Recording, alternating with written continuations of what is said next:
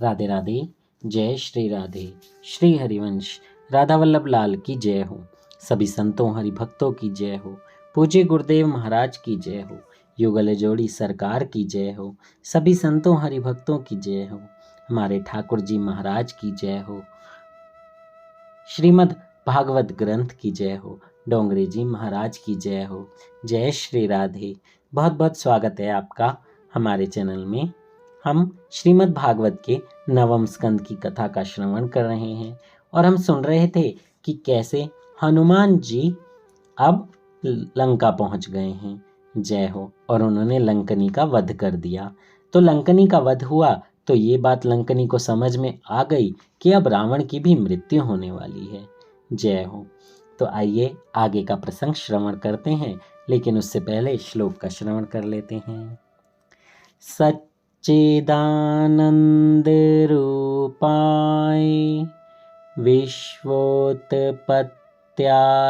Hathaway तापत्रे विनाशाय श्री कृष्णाय वयं नुमः। जय श्री राधे। श्री हरिवंश। तो आइए आगे की कथा का श्रवण करते हैं। अब हनुमान जी वहां से इंद्रजीत के आवास में आए। वहां सुंदरी सुलोचना को देखकर इन्होंने सोचा कि शायद वही सीता जी हैं। नहीं, यह सीता जी नहीं है। एकनाथ जी महाराज ने सुंदरकांड में बड़ा अच्छा वर्णन किया है। हनुमान जी साक्षात शिव जी के अवतार थे। पार्वती जी भी अवतार लेने का आग्रह करने लगी तो शिव जी ने कहा, नहीं, मुझे ब्रह्मचारी रहना है। पार्वती ने कहा, मैं आपके बगैर जी नहीं सकूंगी। सो शिव जी ने हनुमान जी का रूप लिया और पार्वती जी बनी उनकी पूंछ। जय हो। यह योग माया सभी के घर में जाती है। हनुमान जी की पूंछ बढ़ती ही गई। रावण की बहुत फजीहत हुई। हनुमान जी ने सारी रात सूक्ष्म रीति से भ्रमण किया, किंतु सीता जी कहीं भी दिखाई नहीं देती थी। प्रातःकाल में विभीषण के आवास में प्रविष्ट हुए। वहां उन्होंने देखा कि विभीषण ने नींद से जागते ही राम का स्मरण और उच्चारण किया। हनुमान जी सोचने लगे, इन राक्षसों की बस्ती में यह कौन सा वैष्णव है। हनुमान जी ने ब्राह्मण का रूप लिया और विभीषण के निकट गए। विभीषण ने उनसे पूछा, कौन है आप? राम तो नहीं है क्या? प्रभात में आपके दर्शन हुए सो मेरा दिन अच्छा ही बीतेगा, कल्याण होगा। हनुमान जी ने सारी बात बताते हुए सीता जी का पता पूछा। विभीषण जी बोले, आपके दर्शन होने से मुझे विश्वास हो गया कि राम जी के दर्शन मुझे अवश्य होंगे। मैं तो अधम हूँ, किंतु आपके कारण राम मुझे अवश्य अपनाएंगे। जय हो। अगर आपको भी भगवान राम के दर्शन करने हैं तो हनुमान जी के पीछे लग जाइए। बस हनुमान जी को पकड़ लेंगे तो राम जी के दर्शन अवश्य हो जाएंगे, क्योंकि जहाँ हनुमान जी वहाँ राम जी, और जहाँ राम जी वहाँ हनुमान जी। जय हो। रात्रि में सोने से पहले तथा प्रातःकाल में जागते ही प्रभु स्मरण और शुभ विचार करो। हनुमान जी अशोक वन में आए। वहां सीता जी समाधि अवस्था में बैठकर राम राम जप रही थीं। उनका शरीर दुर्बल हो गया था।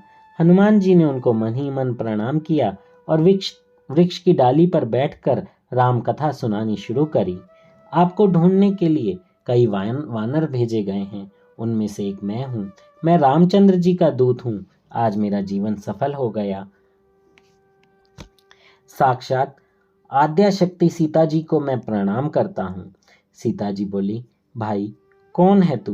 प्रत्यक्ष क्यों नहीं आता है? मेरे समक्ष आओ। हनुमान जी ने सामने आकर माता जी को प्रणाम किया। माता जी, मैं हूँ रामचंद्र जी का दूत। मुझे आज बड़ा आनंद हुआ और उन्होंने रामचंद्र जी का संदेश सुनाया। वे आपकी उपेक्षा नहीं करते हैं। वे शीघ्र ही यहाँ आ रहे हैं। माता जी, मुझे भूख लगी है।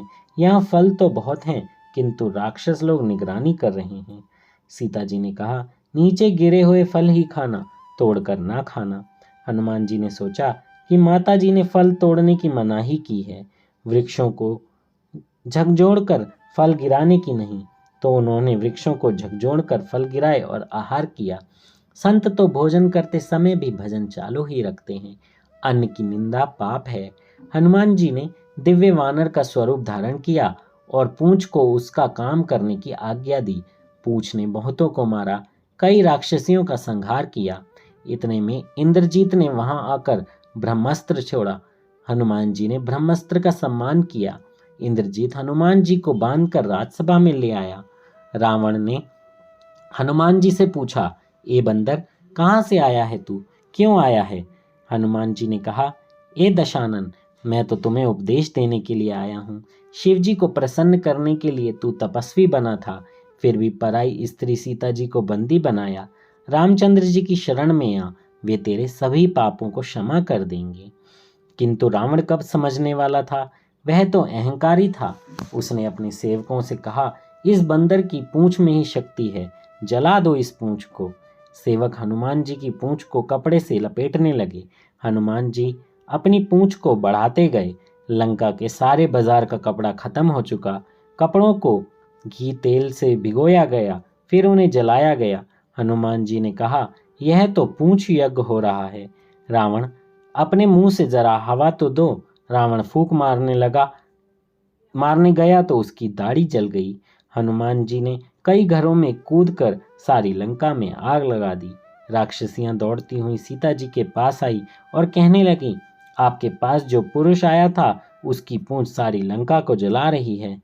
सीता जी प्रार्थना करने लगी, हे अग्निदेव, यदि मैंने अपने पति के सिवाय किसी अन्य पुरुष का चिंतन ना किया हो और पातिव्रत का पूर्णता पालन किया हो तो आप शांत हो जाइए।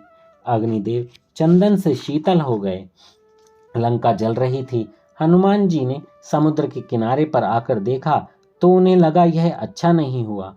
अशोक वन भी यदि जल गया तो समुद्र में स्नान करके वे अशोक वन में आए। वहां देखा कि एक भी वृक्ष नहीं जला था। सीता जी से मिले। सीता जी ने आशीष दी, अष्ट सिद्धियां तेरी सेवा करेंगी और सारे जगत में तेरी जयकार होगी। किंतु इन आशीषों से हनुमान जी को संतोष नहीं हुआ। उन्होंने तो राम सेवा की आशीष मांगी। हनुमान जी अमर हैं, काल उनका सेवक है। हनुमान जी वहां से जाने लगे तो ब्रह्मा जी ने उनके पराक्रम की सारी बातें पत्र में लिख दी। हनुमान जी इतने नम्र हैं कि कार्य का वर्णन स्वमुख से नहीं करेंगे तो पत्र लिख दिया। हनुमान जी राम जी के पास आए। लक्ष्मण ने पत्र पढ़कर राम जी को सुनाया। हनुमान जी ने कहा, प्रभु, यह सब तो आपका ही प्रताप है। जय हो, जय हो। कृपा कीजिए कि मैं अभिमानी ना हो जाऊं। राम जी ने सोचा कि हनुमान जी को मैं दूं तो क्या दूं। उन्होंने हनुमान जी को अपनी बाहों में भर लिया। रामचंद्र जी ने वहां से विजयदशमी के दिन प्रयाण किया और समुद्र के किनारे आए। उनका नियम था प्रतिदिन शिव जी की पूजा करना। वहां कोई शिवलिंग नहीं मिला तो हनुमान जी को काशी से शिवलिंग ले आने की आज्ञा दी। हनुमान जी को लौटने में देरी हुई तो राम जी ने बालू का शिवलिंग बनाया और पूजा की। वही शिवलिंग रामेश्वर है। जो रामेश्वर शिवलिंग का दर्शन करेगा वह देह त्याग के बाद मेरे धाम आएगा। जे रामेश्वर दर्शनु करहीं, ते तनु तजी मम लोक सिधरहीं। जय हो। इधर लंका में रावण ने नगरजनों की सभा बुलाई। विभीषण ने कहा, राम जी की शरण में आकर सीता जी को सकुशल लौटा दीजिए। रावण ने गुस्से से विभीषण को लताड़ दिया। धन्य है कि विभीषण को की लात खाकर भी बड़े भाई का वंदन किया। तुमको जो ठीक लगे वह करो, मैं तो श्री राम की शरण में जा रहा हूँ। विभीषण के लंका त्याग करते ही सभी राक्षस आयुषहीन हो गए। साधु पुरुष का अपमान सर्वनाश का कारण बन सकता है। विभीषण वानर सेना के पास आए। वे सोच रहे थे, मुझे यहाँ अपनाया जाएगा या नहीं। रावण का भाई होने के कारण मेरा तिरस्कार तो नहीं करेंगे। नहीं नहीं, प्रभु तो बहुत अंतर्यामी हैं। प्रभु बहुत दयालु हैं। मेरा मनोभाव भी शुद्ध है। वे मुझे अवश्य अपनाएंगे। सुग्रीव ने भगवान को समाचार दिया कि रावण का भाई विभीषण आया है। मुझे तो लगता है कि यह राक्षसों की माया है। वे हमारा भेद जानना चाहते हैं। राम बोले, किंतु विभीषण क्या कहता है वो तो बताओ। सुग्रीव, वह तो कहता है राघवम शरणम गतः। हनुमान जी वकालत करने लगे, उसके हृदय में छल कपट नहीं है, उसको हमें अपनाना चाहिए। राम जी बोले, सुग्रीव, विभीषण का स्वागत करो और यहाँ ले आओ। जब भी जीव मेरे सम्मुख आता है तो उसके करोड़ों जन्मों के पाप नष्ट हो जाते हैं। जो मनुष्य मन से निर्मल है वह मुझे प्राप्त करता है और मुझे छल कपट और छिंद्रान्वेषण पसंद नहीं है। निर्मल मंजन सो मोही पावा, मोही कपट छल छिद्र न भावा। सुग्रीव विभीषण को ले आया। विभीषण ने कहा, नाथ मैं आपकी शरण में आया हूँ। मेरे भाई ने लताड़ कर तिरस्कृत किया है। राम जी ने अपने आसन पर खड़े होकर विभीषण का सत्कार करते हुए कहा, तुम मेरे भाई लक्ष्मण के समान मुझे प्रिय लगते हो। लंका का राज्य तो तुम्हें ही दिया जाएगा। विभीषण ने सोचा कि रावण की मृत्यु के पश्चात प्रभु मुझे ही लंकापति बनाएंगे। आज उनकी इच्छा पूर्ण हो गई। सुग्रीव ने राम जी से कहा, आप बड़ी शीघ्रता करते हैं। विभीषण को लंका का राज्य देने का वचन तो दे दिया, किंतु यदि रावण शरण में आकर सीता जी को सौंप दे तो आप उसे क्या देंगे? रघुनाथ जी बोले, मैं जो कुछ भी बोलता हूँ सोच समझ कर ही बोलता हूँ।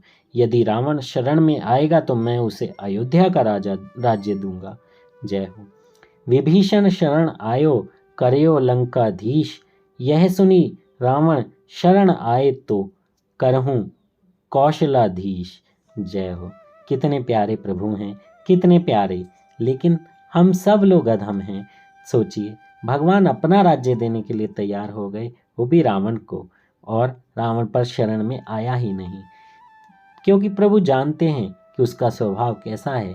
ऐसे ही हम अपना स्वभाव अगर बदल लें, प्रभु के समर्पित हो जाएं, तो प्रभु हमें अपना सब कुछ दे देंगे, वो हमारे हो जाएंगे। ऐसे बिल्कुल दूर ही नहीं होंगे, बस समझने की ही बात है। जय हो। रावण यदि शरण में आएगा तो उसे अयोध्या का राज्य देकर हम सभी भाई वनवास करेंगे। समुद्र पर पत्थर का सेतु रचा गया। पत्थर पर राम नाम लिखने से पत्थर तैरते हैं। राम नाम से यदि जड़ पत्थर तैर सकता है तो मनुष्य क्यों नहीं तैर सकता? विश्वास पूर्वक, श्रद्धा पूर्वक राम नाम का जप करेंगे तो भवसागर पार कर सकेंगे। इस कलयुग में इसके सिवाय अन्य कोई उपाय नहीं है। पत्थर तक राम नाम से तैर जाते हैं। जय हो। बहुत सारे लोग बोलते हैं कि हमसे तो कुछ नहीं हो पाता, हम पूजा पाठ नहीं कर सकते, हम कुछ भी सेवा करने में सक्षम नहीं हैं। तो गुरुदेव महाराज सबके लिए यही प्रार्थना करते हैं। वो सबसे कहते हैं कि आप चलते फिरते, उठते बैठते, काम करते, जो भी कुछ कर। जय हो। तो गुरुदेव महाराज यही कहते हैं कि बस उठते बैठते, चलते फिरते, काम करते, किसी भी अवस्था में आप हों, मैले हों, गंदे हों, नहाए नहीं हों, ऊपर नीचे, किसी भी अवस्था में हों, आप नाम जप कीजिए। नाम जप आपको तार देगा। जैसे पत्थर तर गया, पत्थर तैरने लगे, बस ऐसे ही आप भी तर जाएंगे। हम भी तो पत्थर से कम नहीं हैं। देखिए, हम कितने पत्थर बन जाते हैं कि कोई काम हमसे नहीं होता। हम सीधा सीधा कह देते हैं, हमसे नहीं होती पूजा पाठ, हमसे नहीं होता नाम जप, हमसे नहीं होता कुछ भी। पर नाम जप तो करना होगा, करेंगे तभी तो तैरेंगे। इस भवसागर से तरना है तो नाम जप करना होगा। कहते हैं, बहुत सारे जन कहते हैं कि हम कैसे करें, हम बहुत बिजी हैं, समय नहीं है, हमारा ध्यान नहीं लगता, मन नहीं लगता। इसके लिए भी गुरुदेव ने कहा है, मन लगाने की जरूरत ही नहीं है। आप बस ये नाम जप करते, मतलब बोलते रहिए मन में, राधा राधा राधा राधा वल्लभ श्री हरिवंश, कृष्ण कृष्ण कृष्ण, जो नाम आपको प्रिय हो। गुरुदेव यही कहते हैं। ना मन लग रहा हो, ना रुचि हो रही हो, कोई बात नहीं, करते रहिए, करते रहिए, करते रहिए। एक दिन ऐसा आएगा जब उसका इतना प्रभाव हो जाएगा और इतना आपका मन, मतलब उसमें जैसे बार बार किसी चीज़ का चिंतन होता है तो वो चिंतन ही मन में आता है, फिर वो चिंतन ही आपका प्रेम बन जाता है। तो ऐसे ही नाम के साथ होगा।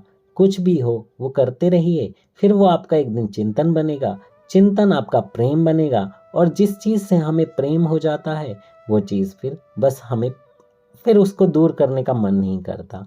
देखिए, जब हमारी शादी होती है, हम किसी के साथ जुड़ते हैं तो हम सुबह शाम उसी के चिंतन में रहते हैं। ओह, आज शाम को हम वहाँ घूमने जाएंगे, आज हम ये खाएंगे, आज ये बनाओ आप। तो यही चिंतन हमारा उनके साथ रहता है। तो ऐसा ही चिंतन आप नाम के साथ भी कीजिए कि नाम तो मुझे जपना ही है। जपते जपते जपते जपते ऐसा अभ्यास हो जाएगा कि फिर आपको पता ही नहीं चलेगा कि आप खुद आपको ज़बरदस्ती लेना पड़ रहा है नाम या आप खुद ही लिए जा रहे हैं। वो खुद ही एक आदत हो जाएगी।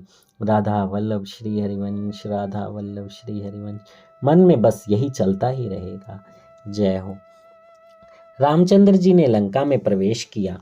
अंगद को विष्टि के लिए भेजा गया।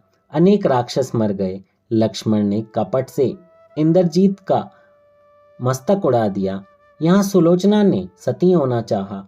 उसने रावण से अपने पति इंद्रजीत के मस्तक की मांग की तो रावण ने कहा कि वह मस्तक तो राम के पास है, जा उसके पास। तो सुलोचना ने कहा, मुझे शत्रु के पास क्यों भेज रहे हो? मैं सुंदर हूँ, सो वहाँ कुछ अनर्थ हुआ तो? रावण रामचंद्र जी की प्रशंसा करते हुए कहने लगा, राम तो तुम्हें माता के समान मान देंगे, तुम्हारी स्तुति करेंगे। और तो मैं क्या कहूँ, मैं राम को अपना शत्रु मानता हूँ, किंतु वे मुझे शत्रु नहीं मानते हैं। राम की शरण में जा, वे अवश्य तुम्हें इंद्रजीत का मस्तक लौटा देंगे। सुलोचना राम जी के पास आई, बोली कि मेरे पति का हाथ आंगन में आया और पत्र लिख दिया। उससे पूछा कि जड़ हाथ कैसे लिख सकता है? तुम अपने पति की प्रार्थना करो, यदि आंखें हंसेंगी तो मानेंगे कि जड़ हाथ ने पत्र लिखा है। सुलोचना बहुत मनाती है, मस्तक हंसता नहीं है। नाथ, तुम अप्रसन्न हो। ऐसा सुनकर मस्तक डोलने लगा और सबको विस्मित किया। शेषनाग लक्ष्मण का रूप लेकर आए। मस्तक ने सुलोचना से कहा, तेरे पिता ने मुझे मारा है। आज श्वशुर और दामाद के बीच नहीं, किंतु दो पतिव्रताओं के बीच युद्ध हो रहा है। उर्मिला और सुलोचना का संग्राम है। सुलोचना की पराजय हुई। सुलोचना ने लक्ष्मण जी से कहा, जय आपकी नहीं, उर्मिला की हुई है। उसका पातिव्रत मेरी अपेक्षा श्रेष्ठ है। मेरे पति पापी रावण के पक्ष में होने के कारण दुर्बल हैं। मेरे पति पापी की सहायता कर रहे थे, सो मेरी पराजय हुई और उर्मिला की जय हुई। पर स्त्री का हरण करने वाले की मेरे पति सहायता करते थे, सो मुझे हारना पड़ा। सुलोचना सती हो गई। राम जी ने उनकी बड़ी प्रशंसा करी। राम और रावण के बीच भयंकर युद्ध छिड़ गया। रावण की नाभि में जो अमृत था उसे आग्नेयास्त्र द्वारा सुखा दिया गया। रावण की मृत्यु हुई। हनुमान जी ने सीता जी को राम विजय का समाचार दिया। प्रभु ने स्वयं कुछ भी नहीं लिया। लंका का सारा राज्य विभीषण को सौंप दिया गया। वानरों का सम्मान किया गया। अब रामचंद्र जी आदि पुष्पक विमान पर सवार होकर अयोध्या की दिशा में लौट चले। मार्ग में उन्होंने सीता जी को रामेश्वर का दर्शन कराया। विमान प्रयागराज आया। हनुमान जी को आगे बढ़ने की आज्ञा दी। हनुमान जी भरत जी के पास आए। भरत राम पादुका की पूजा करते हुए सीताराम का जप कर रहे थे। हनुमान जी ने कहा, भरत जी, राम लक्ष्मण और जानकी जी पधार रहे हैं।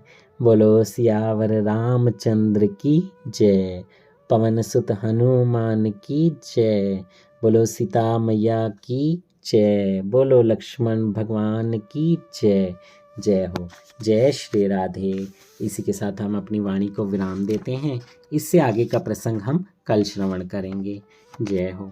जय श्री राधे। श्री हरिवंश। राधा वल्लभ लाल की जय हो। पूज्य डोंगरे जी महाराज की जय हो। सभी संतों हरिभक्तों की जय हो। मुझसे बोलने में कोई त्रुटि हो गई हो तो क्षमा कर दीजिएगा। अगर आप चैनल पर नए हैं और आप पीछे के प्रसंग सुनना चाहते हैं तो आप प्लेलिस्ट में जाकर सारे प्रसंग सुन सकते हैं। पहले अध्याय से लेकर 9वां अध्याय तक वहाँ पर अपलोड है। जय हो। जय श्री राधे। श्री हरिवंश।